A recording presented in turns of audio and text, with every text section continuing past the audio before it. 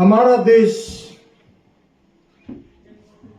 एक ऐसे इतिहास में फंसा रहता है जहां पर अपने ही समाज के लोग, अपने ही देश के लोग अपने ही लोगों का शोषण करते हैं।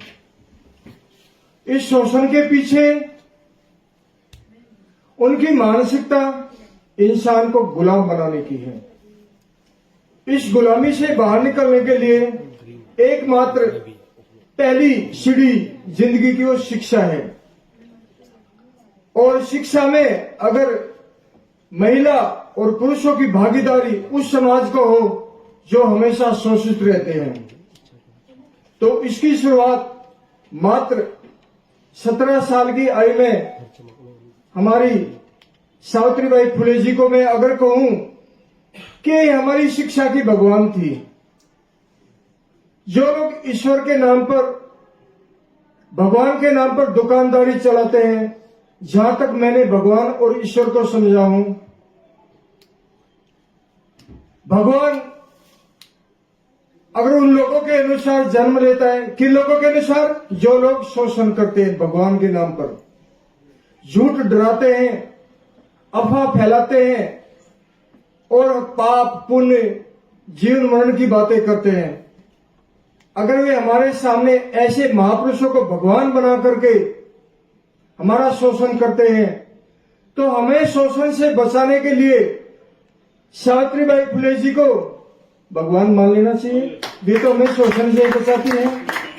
जब सावित्रीबाई फुले ने और उनके जो हस्बैंड थे उन्होंने ये सारी चीजें देखी होंगी, तो उनके अंदर एक चेतना जागी और उस चेतना से उनके अंदर सामाजिक चेतना जागी और सामाजिक चेतना से उनके अंदर एक ऐसी क्रांति आई कि उन्होंने उस चीज का बदलाव करने के लिए सोची। अगर हम लोग हमारे विद्यालय बनाएंगे, हमारे नेता तैयार करेंगे, हमारे विश्वविद्यालय बनाएंगे, हमारी महिलाओं को उसमें स्थान देंगे, तो हमें नहीं लगता कि जो भी चीजें पहले हुई है आज नहीं हो सकती। क्या वो ही हो सकती है ना? जब उस समय इतना अभाव था, मैंने सावित्रीबाई जी के बारे में पढ़ा, उन्होंने इतना योगदान दिया। मैं यही सोच रही हूँ कि मैं आज के समय में कुछ नहीं कर पाई हूँ जो उन्होंने उस समय कर दिया था। मेरे अंदर यही दुख रहता है कि मैं कैसे करूँ, मैं कौन से रास्ते पर चलूँ कि मैं वो कर पाऊँ जो उन्होंने किया। मैंने देखा कि उन्होंने विधवा महिलाओं जिनके बच्चे थे उनको संरक्षण प्रदान किया। आज हम हमारे परिवार में अगर किसी महिला के साथ कुछ ऐसा हो जाता है तो उसके अंदर दया और हीनता की भावना पैदा कर देते हैं। बेचारी विधवा हो गई, कैसे बच्चे पलेंगे, कैसे बड़े होंगे, बड़ी समस्या है, और इतना कह करके चले जाते हैं। जब तक विचार गली गली मोहल्ले मोहल्ले घर तक नहीं जाएगा, देश में परिवर्तन नहीं हो सकता। तो साथियों, अब ये जो दौर है, आने वाला समय आपका है, लेकिन वो घर बैठने से नहीं आएगा। आपको संघर्ष करना होगा, आपको लड़ना होगा।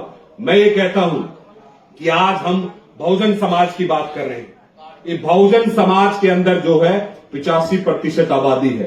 मैं ये बात ध्यान से सुनना आप लोग। इस बहुजन समाज के मूवमेंट को लेके चलने का काम पहले अगर किसी ने किया इस आजाद भारत में, और पहले अगर ये आंदोलन शुरू हुआ तो वो चौधरी चरण सिंह से शुरू हुआ था, जिन्होंने इस बहुजन समाज को किसान मजदूर के नाम पे इस देश की संसद तक लेके गए। उसके बाद इस बहुजन समाज को खड़ा करने का काम मान्यवर साहब कांसीराम ने किया था। और आज जो ये लड़ाई है, मैं इस मंच से कह रहा हूं, आज जो ये लड़ाई है, अब ये लड़ाई पिछड़ों के पास चली गई है। यह परिचर्चा दिल्ली के, जिसमें डॉक्टर निर्वाण शिक्षा प्रतिष्ठान एवं अखिल भारतीय खटीक समाज के माध्यम से इस परिचर्चा को लोगों के सम्मुख रखा गया। मुख्य खास बात इस चर्चा की यह रही कि इस चर्चा के अंदर महिलाओं ने बढ़ चढ़कर भाग लिया। अधिवक्ता केतन चक, सरकार के 12 कॉलेजेस हैं, उन कॉलेजों में से किसी का नाम से डॉक्टर अम्बेडकर का नाम, माननीय कांशीराम जी का नाम या अन्य किसी हमारे महापुरुष के नाम से किया जाए। अन्यथा इसका भी घोर विरोध किया जाए कि हमारा आदमी होते हुए भी अब इस प्रकार के कार्यक्रम नहीं कर पा रहे। इस तरह का संदेश आज आपके बारे में कामयाब हुए। मेरा जो मकसद था, मैं बताना चाह रहा था कि मेरे समाज से, जिस समाज से मैं आता हूँ, वह समाज भी इस प्रकार के कार्यक्रम करने में अग्रसर है और उसमें मैं पूर्ण रूप से सफल हुआ हूँ।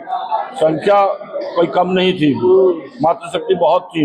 आज इतनी बड़ी ठंड के अंदर जो ठंड में घरों में बैठे रहे, डर के मारे बैठे रहे, और जहाँ उनको मैं सलाम मारता हूँ। दिल्ली के अंदर 100 से ज्यादा कार्यक्रम है ना? जी हाँ, बिल्कुल है।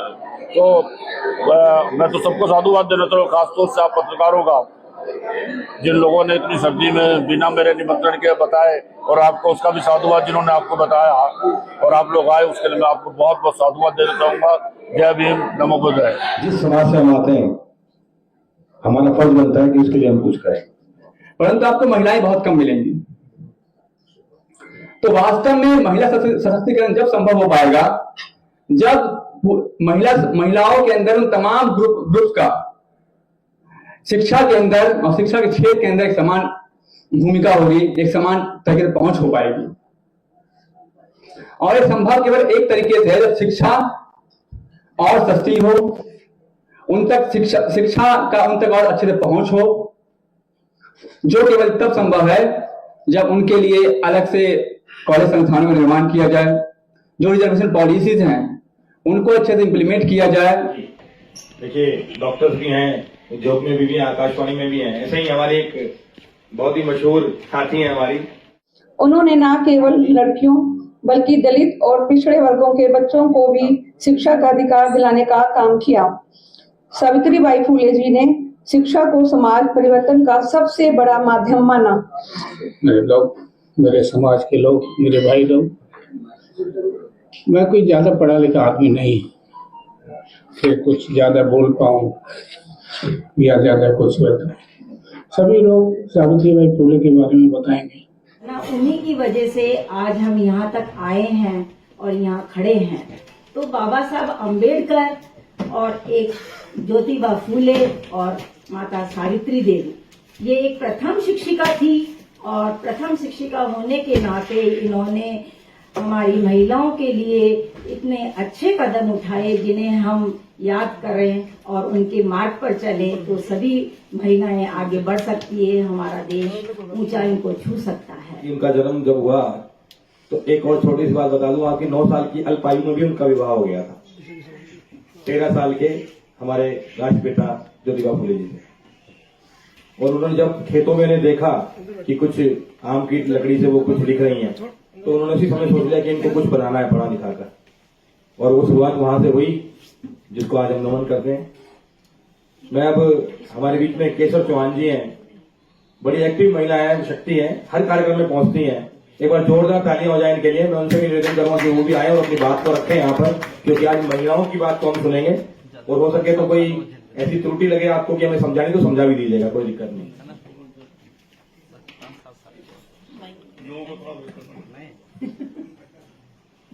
मैं आदरणीय हमारे माननीय बड़ों को सम्मान करती नमस्कार करती हूँ, और हमारे आए हुए जितने भी हमारे बुजुर्ग हैं, मित्र हैं, मेरी मीडिया भाई बहन हैं, इन सबका अभिभावक और नमस्कार करती हूँ, और सावित्रीबाई माता जी को नमन करके प्रणाम करती हूँ।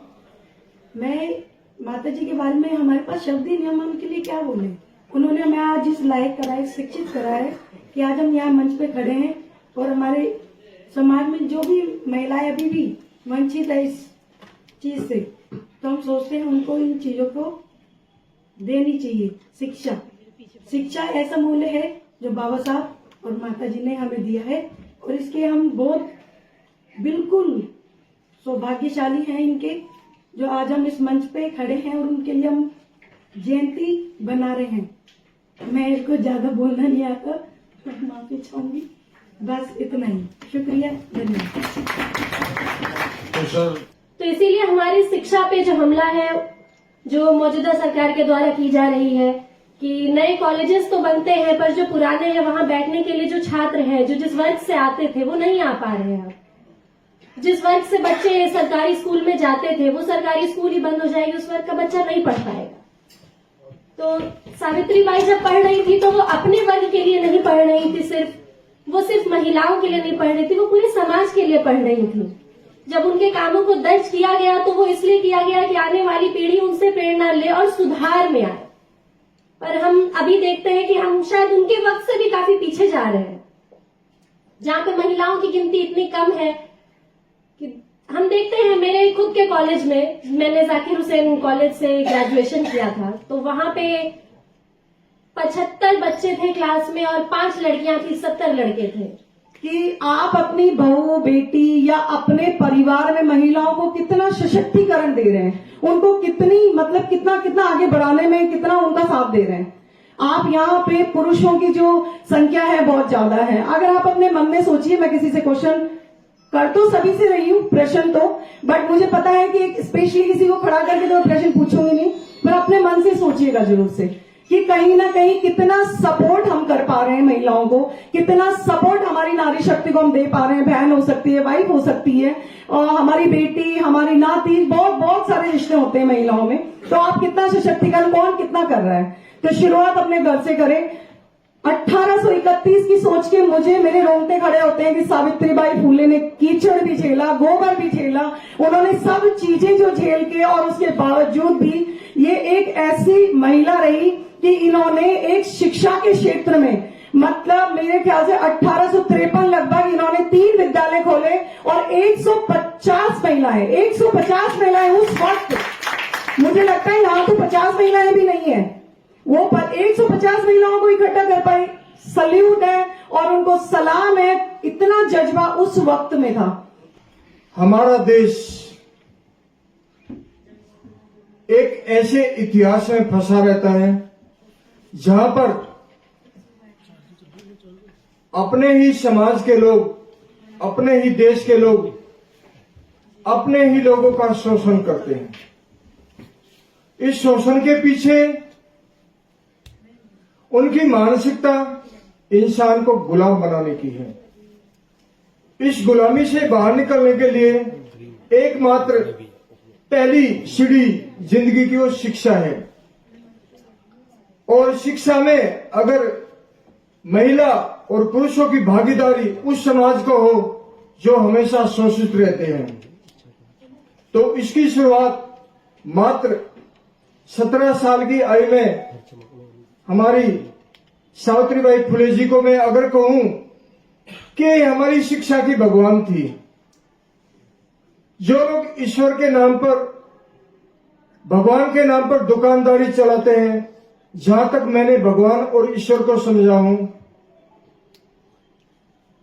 भगवान अगर उन लोगों के अनुसार जन्म लेता है, किन लोगों के अनुसार, जो लोग शोषण करते हैं भगवान के नाम पर, झूठ डराते हैं, अफवाह फैलाते हैं और पाप पुण्य जीवन मरण की बातें करते हैं। अगर वे हमारे सामने ऐसे महापुरुषों को भगवान बना करके हमारा शोषण करते हैं, तो हमें शोषण से बचाने के लिए सावित्रीबाई फुले जी को भगवान मान लेना चाहिए। वे तो हमें शोषण से बचाती हैं।